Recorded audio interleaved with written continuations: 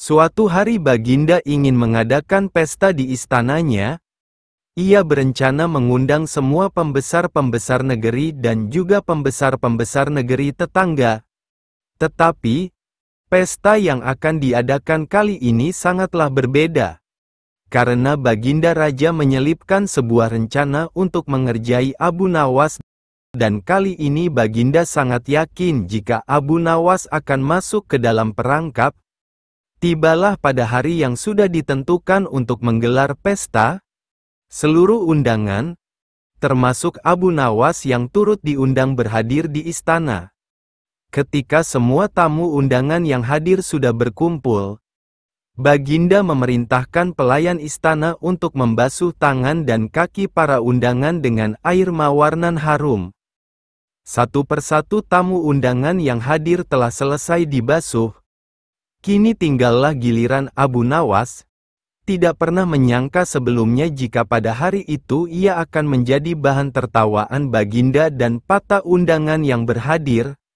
Sepertinya Baginda memang sudah menyusun rencana tersebut dengan sangat matang. Baginda sengaja memerintahkan kepada para pelayan istana agar Abu Nawas mendapat urutan terakhir. Diam-diam Baginda terus memperhatikan Abu Nawas. Pas ketika giliran Abu Nawas dibasuh tangan dan kakinya, pelayan langsung membasuh dengan air kencing unta yang dicampur dengan bunga-bunga yang sudah disiapkan sebelumnya sesuai perintah Baginda. Sontak saja seluruh tamu undangan yang hadir merasa tidak nyaman dengan bau yang ditimbulkan dan sibuk mencari sumber bau tersebut. Akhirnya diketahuilah jika Abu Nawas yang menjadi sumber bau yang sangat tidak mengenakan itu. Ia pun dijauhkan dan ditertawakan oleh semua tamu yang hadir termasuk Baginda Raja sendiri yang senang bukan kepalang karena rencananya berhasil. Setelah menanggung tidak sanggup malu yang amat sangat di hadapan para tamu yang hadir, tanpa bicara apa-apa Abu Nawas langsung meninggalkan ruangan tamu menemui pelayan yang telah membuat dia malu tadi. Pelayan tersebut meminta maaf dan mengakui jika itu adalah perintah Baginda Raja. Mendengar penuturan pelayan, Abu Nawas sangat terkejut. Tidak pernah terpikirkan sebelumnya jika Baginda akan menggunakan. Abu Nawas pun bergegas meninggalkan istana dalam keadaan sangat kesal. Dalam hati, ia bergumam, "Baiklah, hari ini Paduka telah memberiku kuah tak sedap. Esok hari aku akan membalasnya dengan isinya." Setelah kejadian dipermalukan di istana dengan kencing unta, Abu Nawas menaruh rasa kesal yang bukan main terhadap Baginda Raja, sehingga sejak saat itu ia tidak pernah menginjakkan lagi kakinya di istana. Karena sudah 2 bulan Abu Nawas tidak terlihat di istana, Baginda Raja pun merasa rindu akan tingkah pola dan cerita-cerita lucu dari Abu Nawas. Baginda pun mengutus pengawal untuk menghadirkan Abu Nawas ke istana. Akan tetapi Abu Nawas tidak bersedia memenuhi panggilan Baginda dengan alasan sakit parah dengan harapan Baginda Raja akan menjenguknya. Khawatir dengan kondisi Abu Nawas, Baginda pun menyempatkan diri untuk menengok Abu Nawas dengan diiringi para pengawal dan beberapa pejabat kerajaan. Pucuk dicinta ulam tiba. Begitu mendengar Baginda Raja menuju ke rumahnya, Abu Nawas langsung memasang aksi cerdasnya. Ia langsung meminta istrinya menyiapkan obat ajaib dengan berbentuk bulatan kecil-kecil. Akan tetapi yang di antara bulatan-bulatan obat tersebut sudah diselipkan tinja yang memang sudah dipersiapkan Abu Nawas sebelumnya. Abu Nawas langsung menuju pembaringan merobohkan badannya, memasang wajah pucat dan berpura-pura lemah lunglai seakan-akan ia benar-benar sakit. Tidak berapa lama kemudian Baginda sudah berada di depan pintu rumah dan langsung menemui Abu Nawas. Kesempatan itu langsung digunakan dengan menelan 2 butir ajaib di hadapan Baginda. Baginda pun penasaran dan bertanya, "Wahai Abu Nawas, Apa yang kamu telan itu? Tanya Baginda. Inilah yang disebut obat ajaib. Resepnya hamba peroleh lewat mimpi tadi malam. Jika hamba menelan 2 butir niscaya akan sembuh, jawab Abu Nawas yang kemudian langsung bisa bangun setelah menelan pil yang kedua. Benarkah itu? Jika begitu, aku juga mau minum obat ajaibmu itu. Barangkali bisa membuat badanku segar bugar setiap hari. Kata Baginda bersemangat. Baiklah tuanku, hamba tidak bisa menolak keinginan Baginda. Baginda berbaringlah dulu dan pejamkan mata seperti hamba sekarang ini, tidak boleh duduk, apalagi berdiri, kata Abu Nawas sambil mempraktekkan. Baginda Raja pun segera menuruti perintah Abu Nawas. Begitu mata Raja terpejam, Abu Nawas cepat-cepat memasukkan butiran kotoran tadi ke mulut Baginda Raja. Spontan saja Baginda Raja bangkit membelalakkan matanya. Hai Abu Nawas, sepertinya engkau memberiku makan tinja ya. Akan kuhukum berat engkau, kata Baginda. Abu Nawas pun segera bersimpuh memberi hormat kepada Baginda. Ampun Baginda, apakah Baginda masih ingat? 2 bulan yang lalu dalam sebuah pesta di istana Baginda telah lebih dahulu memberi hamba kuahnya, kencing unta. Oleh sebab itu untuk membalas kebaikan Baginda maka sekarang hamba memberi isinya, kotoran unta. Jikalau bukan karena kejadian itu, hamba tidak akan berani melakukan ini pada Baginda. Jika Baginda bersikeras ingin menghukum hamba, maka kejadian ini akan hamba beritahukan kepada orang lain, kata Abu Nawas. Mendengar penuturan Abu Nawas, Baginda pun merasa risau takut jika orang mengetahui jika ia telah memakan kotoran unta atas perintah Abu Nawas. Baiklah Abu Nawas, karena kejahilanku kemarin maka aku memaafkanmu. Tapi engkau tidak boleh memberitahukan siapa-siapa tentang kejadian ini, kata Baginda. Ampun Baginda, jika itu yang Baginda minta seperti itu, lain lagi ceritanya. Hamba minta 100 dinar sebagai biaya jaga rahasia. Jawab Abu Nawas. Dasar kau Abu Nawas, kata Baginda geram. Baginda pun menyetujui permintaan Abu Nawas dengan menyerahkan pundi uang sebanyak 100 dinar. Kemudian pamit pulang menuju istana bersama para pengikutnya. Mereka pun beristirahat sambil menyantap bekal yang sudah disediakan. Seusai makan mereka berangkat menuju ke rumah yang dihuni 2 orang kembar bersaudara itu. Setelah pintu dibuka, maka keluarlah salah seorang dari 2 orang kembar bersaudara itu. Maaf, aku sangat sibuk hari ini. Engkau hanya boleh mengajukan 1 pertanyaan saja. Tidak boleh lebih, katanya. Kemudian Abu Nawas menghampiri orang itu dan berbisik. Orang itu pun juga menjawab dengan cara berbisik pula kepada Abu Nawas. Abu Nawas mengucapkan terima kasih dan segera mohon diri. Hutan yang kita tuju melewati jalan sebelah kanan, kata Abu Nawas mantap kepada kawan-kawan. Bagaimana kau bisa memutuskan harus menempuh jalan sebelah kanan? Sedangkan kita tidak tahu apakah orang yang kita tanya itu orang yang selalu berkata benar atau yang selalu berkata bohong? Tanya salah seorang dari mereka. Karena orang yang kutanya menunjukkan jalan yang sebelah kiri, kata Abu Nawas. Karena masih belum mengerti juga, maka Abu Nawas menjelaskan. Tadi aku bertanya, apa yang akan dikatakan saudaramu bila aku bertanya jalan yang mana yang menuju hutan yang indah, bila jalan yang benar itu sebelah kanan dan bila orang itu kebetulan yang selalu berkata benar maka ia akan menjawab, jalan sebelah kiri, karena ia tahu saudara kembarnya akan mengatakan jalan sebelah kiri sebab saudara kembarnya selalu berbohong. Bila orang itu kebetulan yang selalu berkata bohong, maka ia akan menjawab, jalan sebelah kiri, karena ia tahu saudara kembarnya akan mengatakan jalan sebelah kiri sebab saudara kembarnya selalu berkata benar. Mendengar penjelasan Abu Nawas, barulah kawan-kawan mengerti. Mereka pun segera berangkat menuju hutan wisata tujuan mereka. Kisah ini mirip dengan kejadian pada masa Nabi Sulaiman ketika masih muda. Entah sudah berapa hari kasus seorang anak bayi yang diakui oleh dua orang ibu yang sama-sama sangat ingin memiliki anak, hakim pun rupanya mengalami kesulitan memutuskan dan menentukan perempuan yang menjadi ibu bayi itu sebenarnya. Kasus ini sudah berlarut-larut tanpa ada keputusan yang jelas. Hakim akhirnya menghadap Baginda Raja untuk meminta bantuan. Baginda pun turun tangan. Baginda memakai taktik rayuan. Baginda berpendapat mungkin dengan cara-cara yang amat halus salah satu wanita itu ada yang mau mengalah.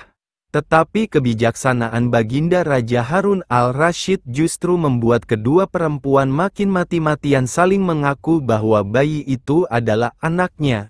Baginda pun putus asa, mengingat tak ada cara-cara lain lagi yang bisa diterapkan. Baginda pun berpikir mungkin perlu memanggil Abu Nawas meminta bantuannya. Abu Nawas hadir menggantikan hakim. Abu Nawas tidak menjatuhkan putusan pada hari itu, melainkan menunda sampai hari berikutnya. Semua yang hadir yakin Abu Nawas pasti sedang mencari akal seperti yang biasa dilakukan, padahal penundaan itu hanya disebabkan oleh hal lain, yaitu seorang algojo yang harusnya masuk dalam taktik Abu Nawas tidak berada di tempat.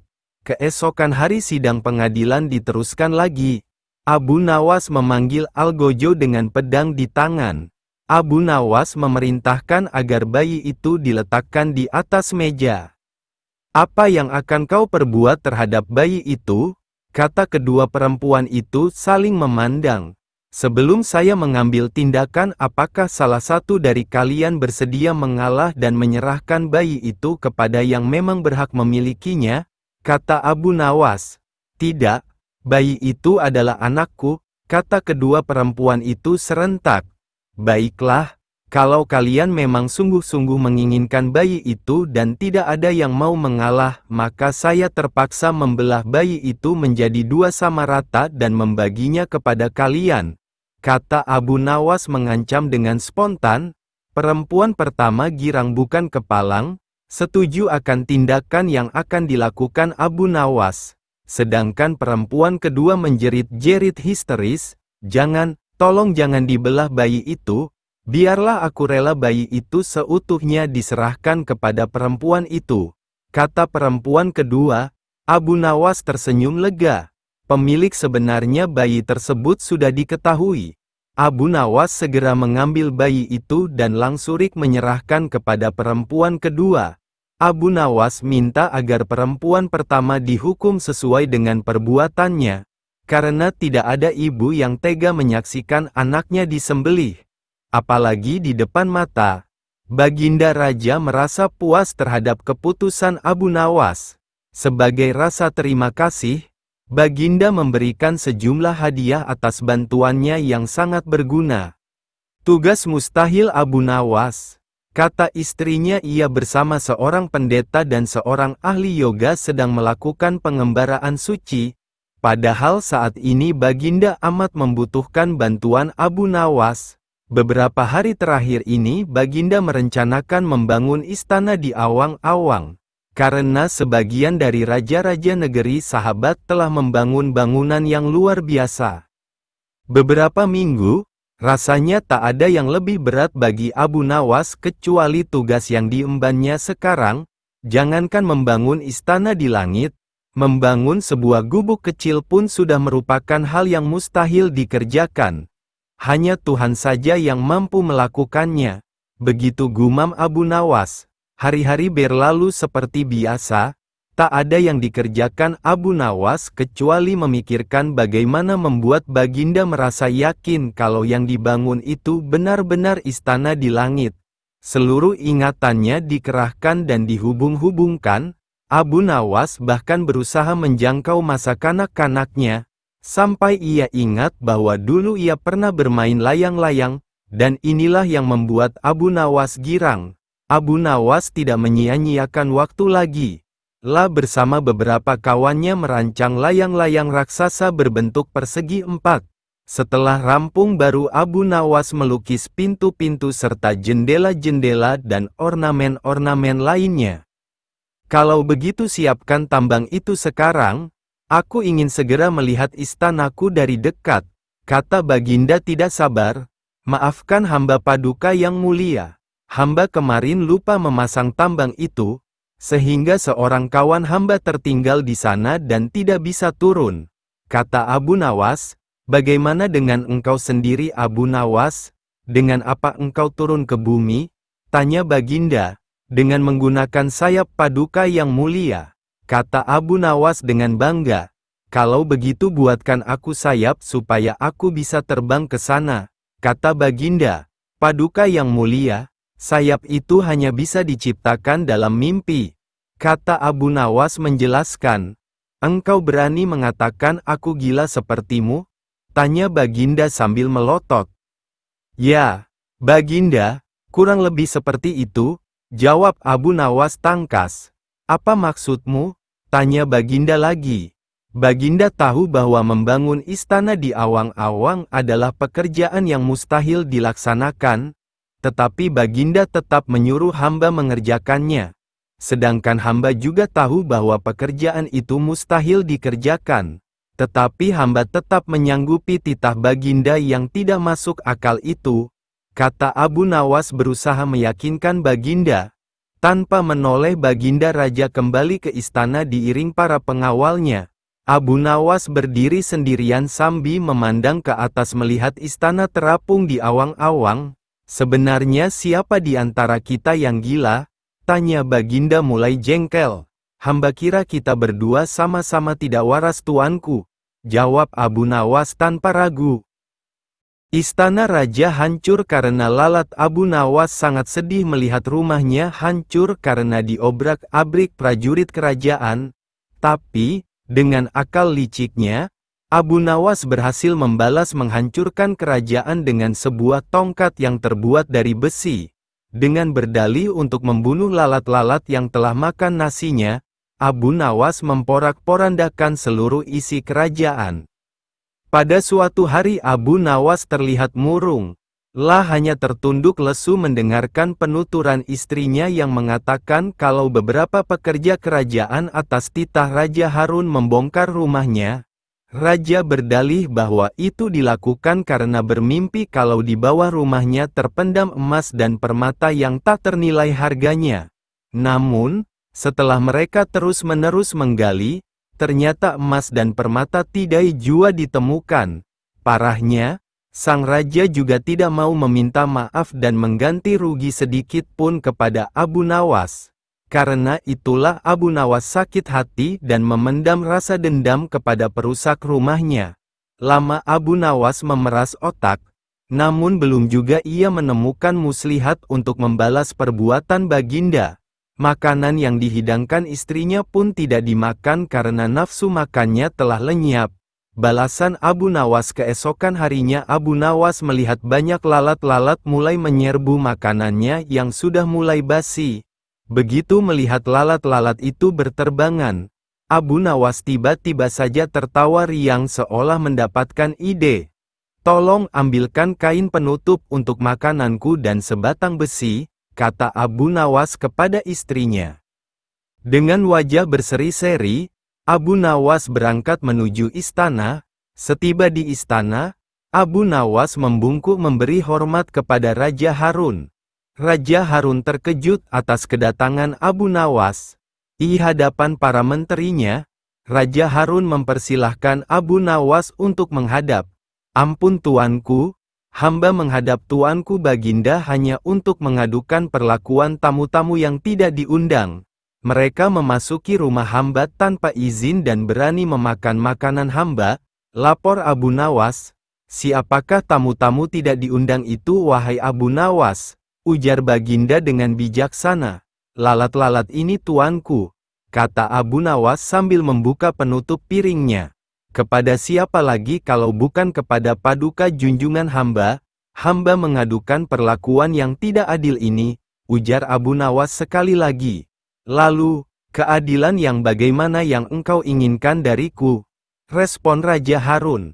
Hamba hanya menginginkan izin tertulis dari Baginda sendiri agar hamba bisa dengan leluasa menghukum lalat-lalat yang nakal itu, kata Abu Nawas memulai muslihatnya. Kaca pecah. Akhirnya Raja Harun dengan terpaksa membuat surat izin yang isinya memperkenankan Abu Nawas memukul lalat-lalat itu dimanapun mereka hinggap. Setelah mendapat izin tertulis itu, Abu Nawas mulai mengusir lalat-lalat di piringnya hingga mereka terbang dan hinggap di sana-sini. Dengan menggunakan tongkat besi yang dibawa dari rumah, Abu Nawas mengejar dan memukuli lalat-lalat itu.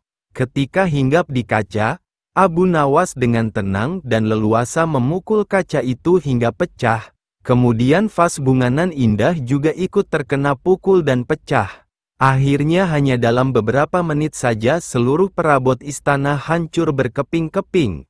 Raja Harun tidak bisa berbuat apa-apa kecuali menyadari kekeliruannya yang telah dilakukan terhadap Abu Nawas dan keluarganya. Memperkenankan Abu Nawas memukul lalat-lalat itu dimanapun mereka hinggap. Setelah mendapat izin tertulis itu, Abu Nawas mulai mengusir lalat-lalat di piringnya hingga mereka terbang dan hinggap di sana-sini. Dengan menggunakan tongkat besi yang dibawa dari rumah, Abu Nawas mengejar dan memukuli lalat-lalat itu. Ketika hinggap di kaca, Abu Nawas dengan tenang dan leluasa memukul kaca itu hingga pecah.